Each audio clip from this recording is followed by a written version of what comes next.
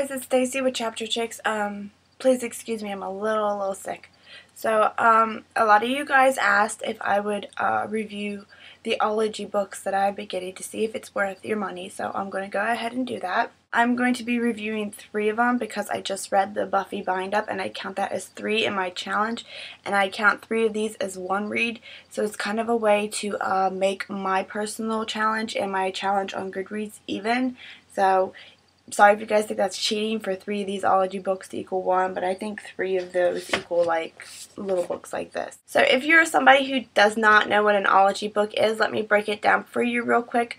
A ology book is basically the study or like a little mini encyclopedia of a certain category, whether it be, Egypt, monsters, wizards. Some of them are based on real journals. It's really fun to go through and see what pops up, what opens up, what you can find. Some ology books I'll just like flip through when I first get it to see what opens, see what's in it. There's like envelopes and letters and ticket stubs. But there's like some that you won't even get to find everything the book does until you actually read it.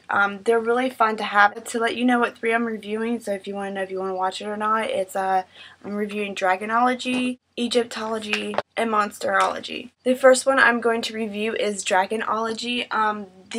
All these are usually $20. This one says in US it's $14.99, but I got it on sale for $5. It's not like the other ology books. You open it up and then it has the dragon that you can build, and then this is the actual guide. And it's supposedly like a guide on how to track, train, trap your own dragon. And it's supposedly written by the Secret Agent Society of Dragonologies, the SASD Society. It's got like footprints in it, what dragons live in what regions. There's a couple riddles. But besides that, it's actually really kind of boring, and it's not fun because there's no pop-ups in the book because it's just like a regular flat guide. And I thought at first, well, maybe it would be good for kids, but knowing my son would really get into this and really believe that he would capture a dragon, and then he would just be disappointed that he didn't capture a dragon. So I just think it wouldn't be good for kids because I think it would make them upset that they didn't actually catch or see a dragon, because you know how kids, they go into that make-believe area. And so as for is it worth your money, I would say no, because this is just kind of very boring. This is not really worth $15 to me. But the really cool thing of it, and what I'm really glad that I got it for $5 because I think this thing is so cool, is that it comes with, I already put them together, a dragon that is in the pocket that you put together. You could put him on your bookshelf. He's really cool.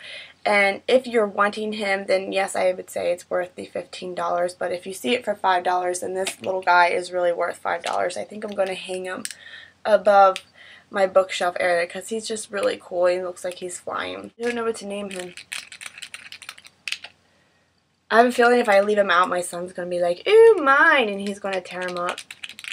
I don't know what I'm going to do with him. But if you're not into that guy, then no, then definitely this book is not worth it. The next one I'm going to review is Egyptology, and this is retail price is $20. I got it on sale for $5.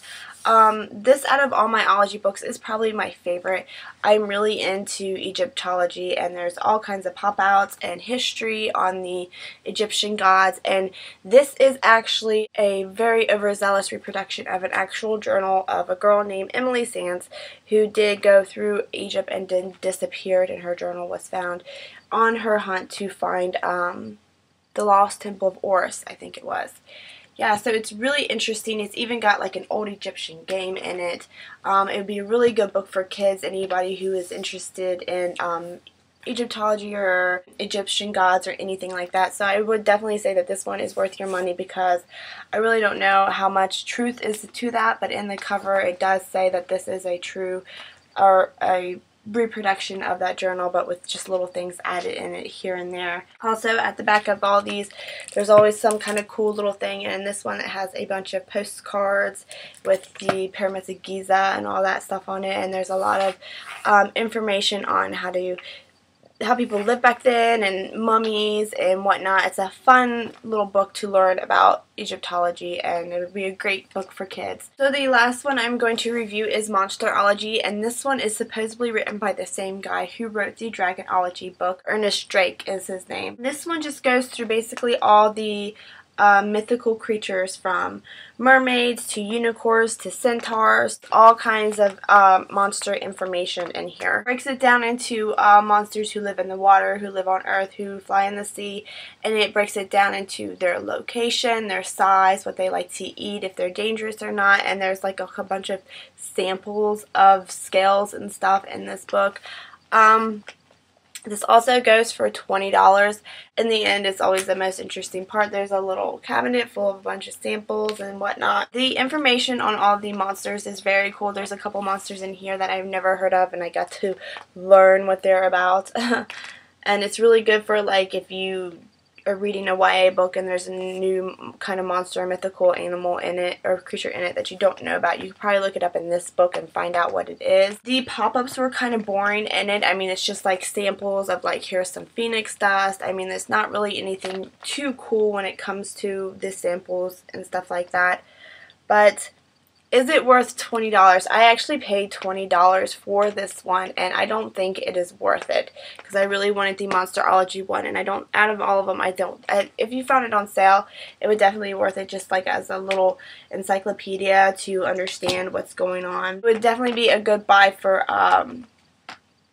boys, because they're into this monster stuff, and it would be a nice little field guide for them to look up dragons and unicorns and centaurs and mermaids and Nessie and Bigfoot and all that. That would be good for them. That is my ology review. I hope all you people who requested these ology reviews really liked this. There were so many of them. I think there was like 20 of you who really wanted to see if these were worth it or not, or did not know anything about ology books, because I love ology books. I think they're a lot of fun. I have about 8 more ology books, including the big Romancing the Vampire one. That's just the really, really big one.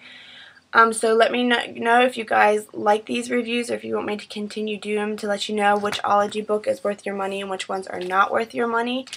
Yeah, so sorry this is monotone. I'm sick. Hopefully the next ology ones will be a lot more peppy. So thank you all to who requested the ology book reviews, and this is Stacy with Chapter Chicks, and this chapter is for you.